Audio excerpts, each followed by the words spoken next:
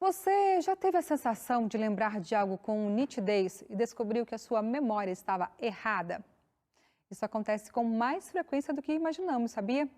Mesmo que a gente tenha uma boa memória, somos propensos a ter lembranças falsas.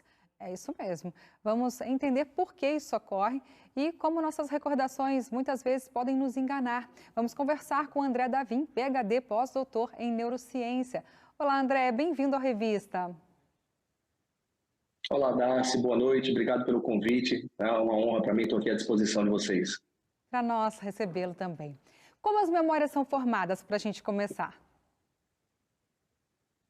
Então, nós temos uma área do cérebro muito importante que nós chamamos de hipocampo, que seria mais ou menos o nosso HD, não é? Como se fosse um HD de um computador. Nós temos no nosso cérebro duas áreas situadas cada um no hemisfério do cérebro, e lá nós temos a capacidade, né, de armazenar informações que são oriundas do ambiente externo e também do ambiente interno, em que a gente nisso produz um repertório que nós chamamos de memória, que está baseado naquilo que, a partir dos estímulos sensoriais oriundos do ambiente, a gente dá um significado a isso e registra isso como uma memória. E isso fica lá à disposição por segundos, minutos, dias, horas, anos, a depender da modalidade do estímulo, a depender das capacidades cognitivas de cada pessoa, mas é um repertório que fica lá à disposição, né, independente do tempo, para que a gente possa fazer resgate e utilizá-la quando for necessário.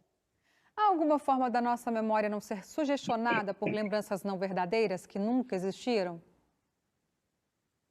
Existe. Nós temos a capacidade, porque assim, nós vivemos num mundo que hoje é um agente estressor. Nós recebemos muitos estímulos e o cérebro tem essa capacidade de, a partir desses muitos estímulos que chegam até ele criar diversos repertórios, né?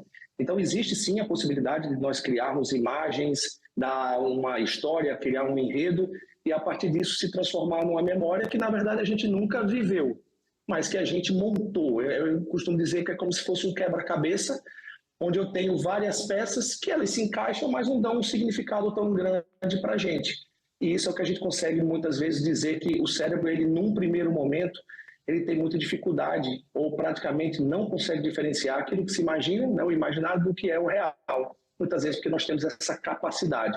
Isso é muito aflorado na fase de infância, onde a gente tem momentos em que a gente cria muitas fantasias, então nós pegamos recortes de estímulos, montamos um enredo, damos cores, movimento, profundidade, e disso nós criamos memórias. À medida que a gente evolui, a gente começa a ter mais discernimento daquilo que faz sentido, do que não faz sentido, e a gente vai evoluindo, obviamente, de acordo com esses estímulos, sendo mais seletivos e formando memórias mais adequadas, baseadas até no desenvolvimento cronológico do cérebro dessas pessoas.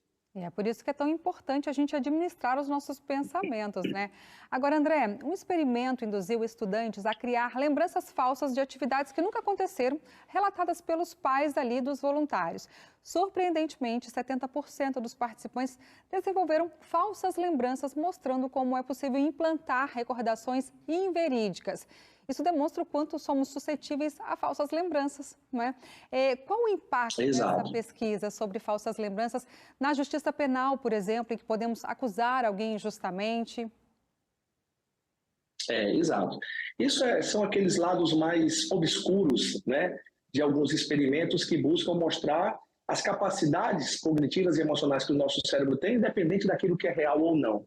Mas, de alguma forma, a gente tem alguns vieses nesse tipo de pesquisa, porque, por exemplo, a partir do momento que você induz a criação de uma imagem, você está estimulando o cérebro a pegar repertórios que ele já existe, mesmo diante de uma coisa que não aconteceu, e fazer isso se tornar uma realidade. E aí, pelo fato do cérebro ter a dificuldade de distinguir o que é real do que é imaginado, aquilo passa a ser uma verdade. Então, assim, isso foi um estudo muito bem feito, um recorte interessante, e que mostrou essa capacidade. E isso pode ter interferência nas mais diversas áreas. Você trouxe a área jurídica, que é uma área que está crescendo muito, né, no que diz respeito à neurociência. Hoje nós temos o Neurolaw, que seria uma tradução literal para o português, o neurodireito, que Harvard, por exemplo, tem bases de pesquisas em cima disso, e que está enveredando por essa área para tentar entender melhor os mecanismos neurais que estão relacionados com isso. Então, técnicas que eram utilizadas antigamente, por exemplo, para tentar identificar numa pessoa um comportamento relacionado a uma inverdade, hoje em dia já não são elementos tão característicos, né? A gente via técnicas antigamente que o pessoal dizia, se estiver olhando com os olhos inclinados para a esquerda e para cima, é sinal de que está mentindo.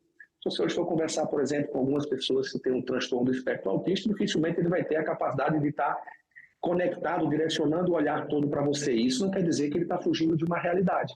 O cérebro dele sabe do que está falando, entende, mas ele tem uma dificuldade de focar. Então, são estratégias que já foram usadas assertivamente a um determinado momento, mas talvez agora nós tenhamos muito mais recursos para entender o cérebro e, a partir disso, a gente ter mais refinamento nas nossas tomadas de decisões com relação a esse tipo de conduta. Andréa, nós somos aqui um programa de boas notícias, estamos numa emissora que fala muito de esperança e, em contrapartida, a gente está exposto o tempo todo nos celulares em que a gente consome de mal, de notícias más, e isso afeta o nosso cérebro ou não? Com certeza, com certeza. Primeiro, parabenizar o canal de vocês, que é um canal que prioriza notícias que são edificantes. Na hora que você traz notícias edificantes, você estimula o desenvolvimento no sentido positivo das emoções. Então, eu costumo dizer que nós temos emoções positivas e negativas. Quanto mais eu trago estímulos que estão relacionados à violência, à pobreza, à desesperança, à guerra, todo esse cenário que a gente está vivendo, isso tem uma tendência natural a deixar o nosso cérebro preparado para se tornar reativo, até mesmo aquilo que foge à nossa rotina. Como, por exemplo, a gente sabe que está tendo uma guerra longe daqui, entre Israel e o grupo Hamas.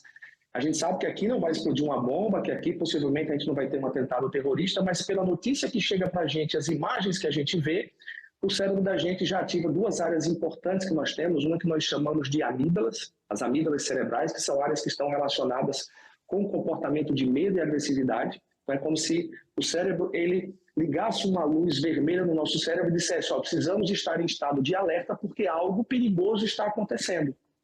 Então, a gente acaba que eleva em função disso os níveis de cortisol. Então, a glândula supraadrenal, as glândulas adrenais, elas produzem, aumentam o nível de cortisol que vai atuar sobre o próprio cérebro da gente. E nisso pode diminuir nossa capacidade de tomar decisões corretas, da gente às vezes agir muito mais na impulsividade como mecanismos de defesa, nos tornando mais agressivos, ou seja, mais reativos de uma forma geral. Então, essas notícias em nada nos agradam e edificam principalmente aqueles cérebros de primeira infância, cérebros de segunda infância, que ainda não tem muito discernimento do certo e errado, não tem noção muito grande ainda das proporções disso tudo, diferentemente de um cérebro adulto que, a depender do desenvolvimento cognitivo e emocional, consegue dar determinados filtros e absorver com menor impacto todas essas informações que trazem esse estado de alerta constante. É isso. E você de casa pode escolher o que você vai assistir, o que você vai consumir e como você vai nutrir o seu cérebro, sabendo que tem consequências no seu organismo, na sua saúde, no seu modo de viver. Muito obrigada, André. Um abraço para você. Eu que agradeço, Dácia. Um abraço a todos vocês que estão assistindo e até uma próxima. Tchau, tchau.